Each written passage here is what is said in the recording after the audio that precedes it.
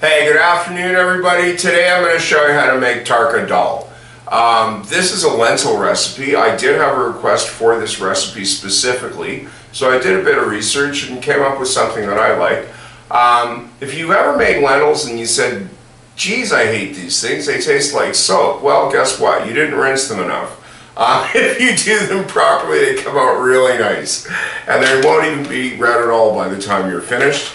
Now, these are called Masoor Dal, and I got a big bag of these. It started out as 4 pounds, and I got 2 pounds left, but so you can either weigh them, or I actually visualize it. I'll show you how to do it in a bowl that I've got. I'd recommend you do weigh them the first time so you can eyeball them.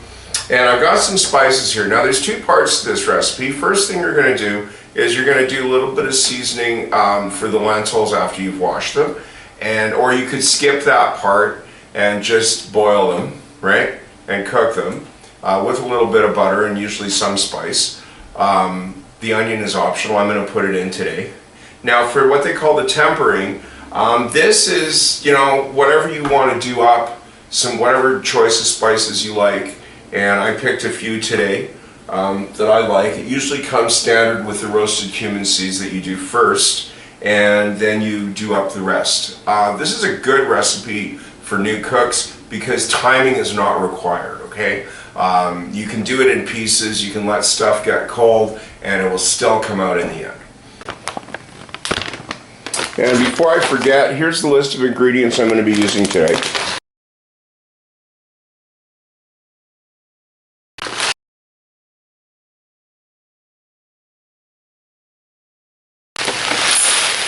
So I have a bowl that I pour in about this much, about a little bit more, and that will be, yeah, about a pound of lentils. It doesn't really matter as long as it fits in the bowl, in the pan you're using. Now you could use a sieve for this. I like to wash them directly in the pan I'm going to be using because you want to do it till the water is clear. And if you're doing it in a sieve, it's really hard to tell when they're not soapy anymore. And look at that, eh? Like if you just tried to cook these with water, it's nasty. Okay, so what you do is just put some water in, gently tip that out, and the smell's not too good at this point either, trust me.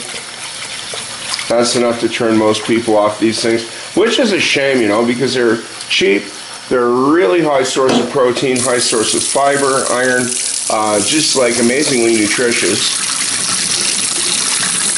And once you learn to cook them right, you might even really get a taste for these things. So this is about as clear as it's going to get. I even got the spray on to see if there's any froth. There's a couple of bubbles at the side, but I'm good with that. So I'll drain off most of the water, and then put it back in that bowl because I'm going to need this to fry up an onion in.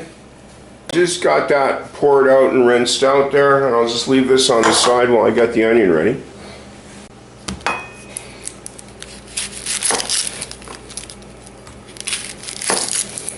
Just give that a quick chop. And these are yellow onions from the Indian market. On one of my taste tests, I snuck in sweet onions because it's what I had, and I actually got busted. They had very refined palates. So, here's the real deal. So I just pop that in the pan. Put a bit of salt.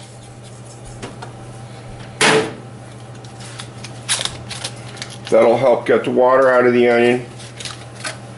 Add a bit of butter, maybe 1 or 2 tablespoons. That's about 1 tablespoon right there. You just want to saute up the onion a bit, turn it on to medium, and let that go for a little bit. Garlic is pretty much mandatory for this. These are optional. I got some shallots here, which are also known as small onions. So let's grab a couple of big ones. That looks like it's going to need to lose a couple of layers on the top anyways. So just cut the ends off of those. and then split them down the middle, and you're going to see if there's any layers that have gone bad that you have to peel off. That one's pretty good, so I'll just take off the outer layer. And as long as there's no rot or anything on the outside, it's good to go. Yeah, that's got to lose one layer here. But it is springtime, and oddly enough, shallots always seem to do better in the winter. Okay, so that seems decent. That's going to have to lose a layer. I can hear that sizzling, so I'm going to go check it out. I just needed a bit of a shake. If you're not used to these things, the easiest way to do them is just slice them like you would an onion, lengthwise. And then chop them up very fine.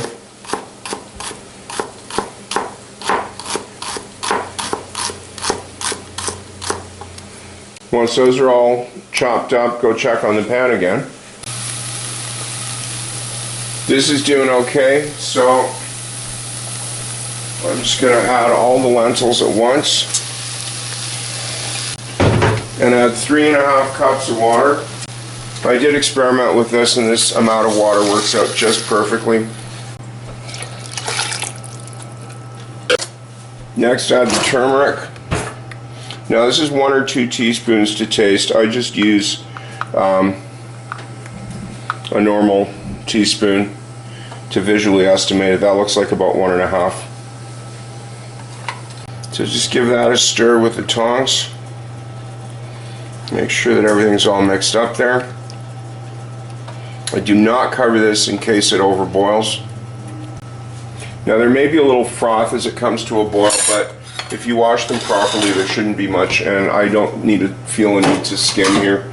It's far better to take extra time to wash it at the beginning, because if you're skimming now you could lose some of the butter, and you don't want to do that. About 6 cloves of garlic here. That may seem excessive, but they're really small. Again, this is to taste, so just cut the ends off, peel them either by hand or just give it a quick smash so you can get the clove out cleanly, and then chop them up. So once those are peeled, just get them all chopped up there. These don't have to be perfect. A rough chop is good. Just add those to the shallots. Now for this next step, yes, I do get gloves, okay? Because if you make a habit of working with chilies, you should keep a box of like medical or kitchen gloves in the house, because I'll tell you, it's just so much easier than making the mistake of getting the oil on your hands and touching your face or your eyes, which you will never forget and you never actually want to do. So what you do is just cut both ends off of these real quick, and then cut them down the middle. Okay, you don't even have to cut it all the way through. What you want to do is just slit it and open it, okay? And you do want to take the seeds out and the pith, because that's the hottest part, and you do want some sort of chili flavor in here, but you don't want it blasting. So you can actually, so that's the nice part, if you're using gloves, you can get in there and you don't have to worry about pith or seeds getting under your fingernails or anything like that, and it's a lot easier and safer than doing it with a knife, trust me. Because if you cut yourself and you get chili oil in there, oh my goodness.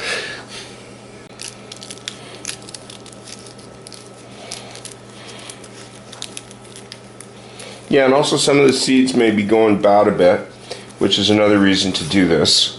Okay, so those are all pithed and seeded. Get rid of that. If there's a couple of seeds on the board, it's no biggie. So what you do now is just give them a really fine chop, as if they were green onions or something. Again, you don't have to be perfectly even on this. Smaller pieces are better unless you can get them in like these little perfect rings here, which I doubt.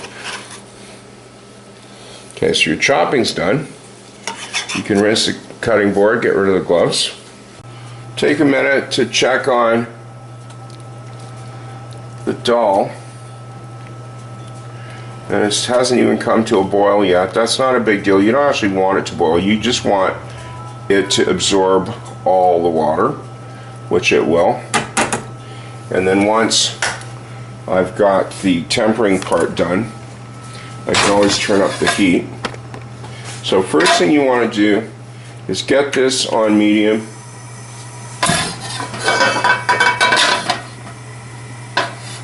And dry roast the cumin seeds. Again, I'm not using accurate measures for this. This is all to taste. I do use more cumin than mustard, so a good generous teaspoon is just fine. You can put in a bit more if you want, maybe 1.5, 2. Okay, so let that dry roast for a minute or so. So once they're changing color a bit and there's a bit of steam coming off them, that's when you add some butter. Now, I honestly, for this, considering the amount of ingredients you want to fry, you definitely want to put 2 or 3 tablespoons in.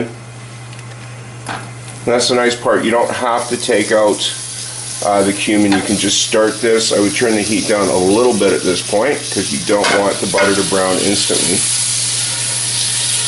That pan is a little hot.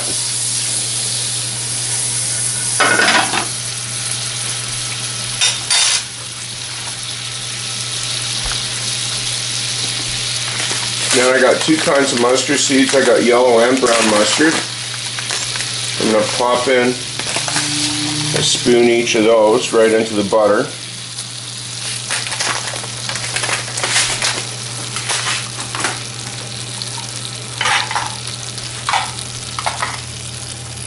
You can just use the one kind if you want.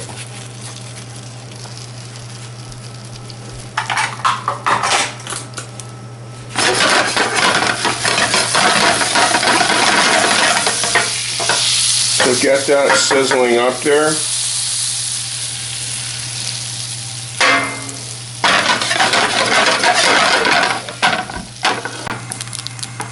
Okay, that's what you're waiting for. When the mustard seeds start popping, as soon as they start popping, throw in all of your shallots and garlic and all that. Turn the heat down some and just start stirring that up. So I zoomed in a bit there for you to see. When your onions and shallots are all sauteed nicely, but not overdone.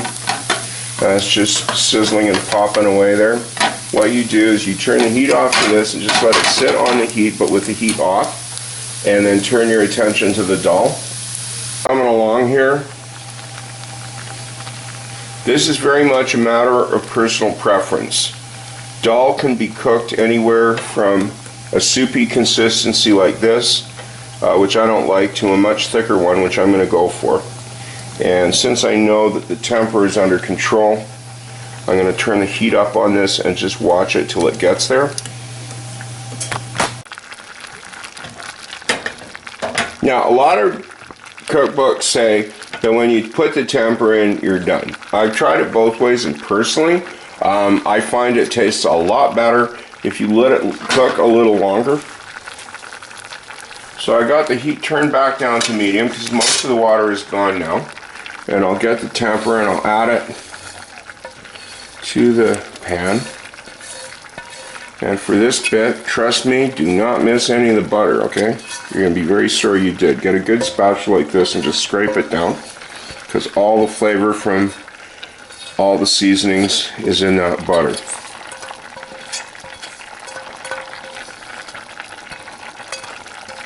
Yeah, it's amazing. It tastes quite luxurious for like a couple of tablespoons of butter. When you think how much people deep fry stuff and how much fat they actually eat every day, the dal itself is like a zero fat dish practically. So this way you really don't have to feel guilty about having a little fat in your food. Not when you consider it's an entire pound of lentils and you're not going to be eating anywhere close to all this. You just couldn't. So I simmered this on low for a bit, till it gets to exactly the consistency that I like. And the lentils are completely done through. I did get a clean spoon and taste them. And there is just enough liquid in here that you can see it on the side when you press down on it with a spatula. Now, again, this is, you know, a preference, a personal preference, but I like it like this. And I really hope you should give this a try. So this is how I make Tarka Dal. Thank you for watching. I hope to see you again.